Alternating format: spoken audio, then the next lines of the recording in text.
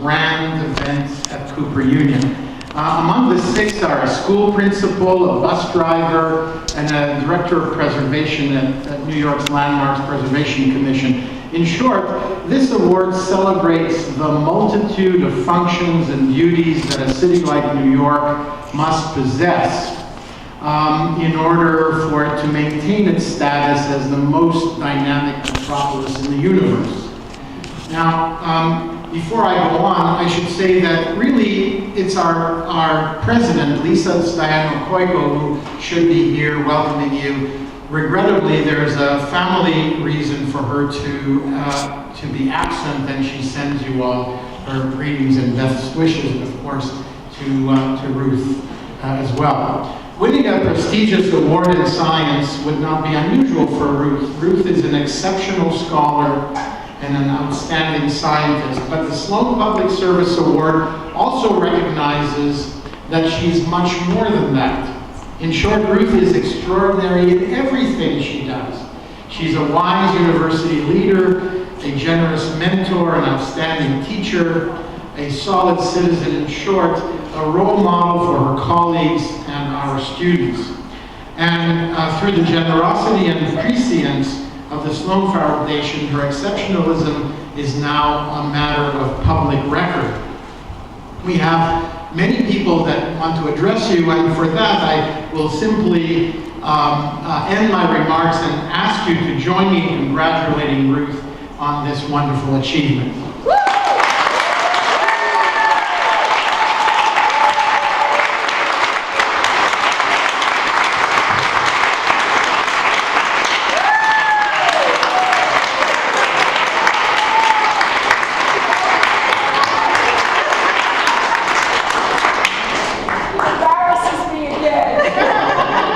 It'll happen again and again, Ruth, fortunately.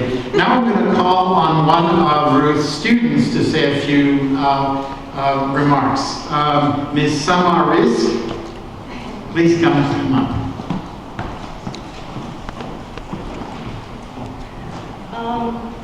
Good evening, everyone. My name is Samaris. I'm a biochemistry graduate student in Professor Stark's lab. I just want to say that I'm honored to come here and speak about Professor Stark, who is not only my mentor, but my ultimate idol. When I first joined Professor Stark's lab, I knew I was joining one of the most distinguished labs in the country, if not the world. But today I feel like I'm sharing another side of her, which is the personal side. Professor Stark has many scientific and personal achievements.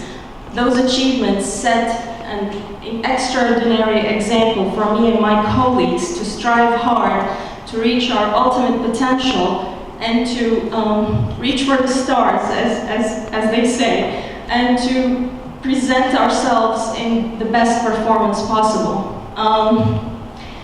Working with her has been a privilege.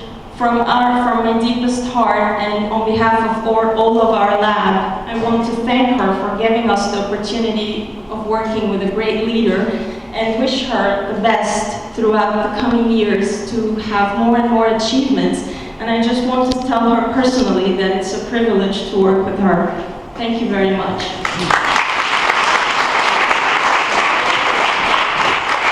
Thank you, Samara. And now let me call on Dr. Marilyn Gunner, a friend of Ruth's and the department chair and professor of physics.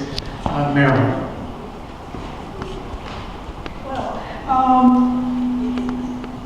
Today reminds me that you never outgrow the need that all of us have for mentors and role models. And Ruth is just really plays that role, I think, in a lot of our lives. I was thinking about, again, this is a city award. This is an award, we all work for the city of New York in one way or another, and for the state. And these are heavily bureaucratic institutions with a heart of gold. They really want to do something great. And yet, there are just lots and lots of competing interests. And one of the things I've learned from Ruth is, she'll sit, we'll look at this complicated, I was thinking of the metaphor. It's not the metaphor of the knife cutting through the problem, but it's the metaphor of this giant ball of yarn, which is totally tangled up. And you want to make a change, you want to do something. And she can look at it, she has the contacts, she knows the person, she can really see through this huge tangle. Yes, if we just do this. And it's very quiet, and it pulls a lot of people in. It isn't done with a great deal of yelling and screaming. It's done in a way that everyone feels respected. At the end, some little bit of change has been made, some little bit of air has been blown into the system. It's gotten a little lighter, a little more flexible. And it's a remarkable thing to see, and I think Ruth brings to this real rock solid values that many of us would say, I got shaded a little here or there, and she will not. And she brings to those values, to the quest, the energy that says, I can pull this up, I can make this work, I can keep my values, I can bring other people's in, and I can make this go. And it's just, mentor role models are not just for children. Thank you. Thank you, Marilyn. And now it's my privilege and honor and pleasure to welcome Mary McCormick, President of the Fund for the City of New York, to take the next steps in this program. Thank you so much. We are delighted to be here. We're delighted to be here for two reasons. The first is this is, I think, one of the great colleges in the United States. Yes, it is.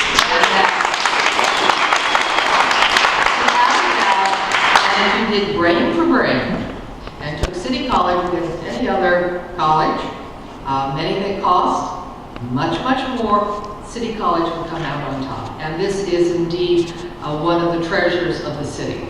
The other reason we're glad to be here is it's our sixth stop of the day. And we started very early this morning at a bus depot in East New York, and we're going to see you all in an hour at Cooper Union. I just want to say something about Cooper Union. The doors open at 5. There'll be great food, beer, wine, whatever.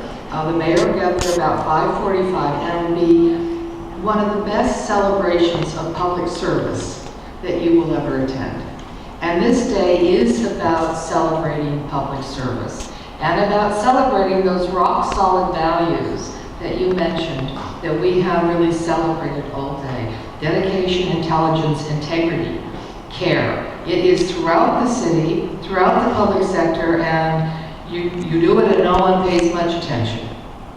That's okay with you most days because you get satisfaction from making a contribution to making lives better. You get satisfactions from your colleagues, but every once in a while, it's nice if someone else pays attention. We're here to present part of the award, and the person who's going to do the first part is Maggie Buckley. Maggie Buckley is a board member of the Fund for the City of New York. She's on the selection panel. She was chosen for two reasons. One, she was at Oxford University. She got married to a man, also a student at Oxford University, and she had to leave. So, what we know, Ruth, is your path as being a physical chemist and a woman. The time you did it has been very challenging. I know you don't go there, but you are a role model for so many people in so many ways. And the other is that Maggie Buckley was very distinguished as a head of intergovernmental for the Koch administration, was a vice chancellor of City University. However, she just got a new job last week, and she has been named the head of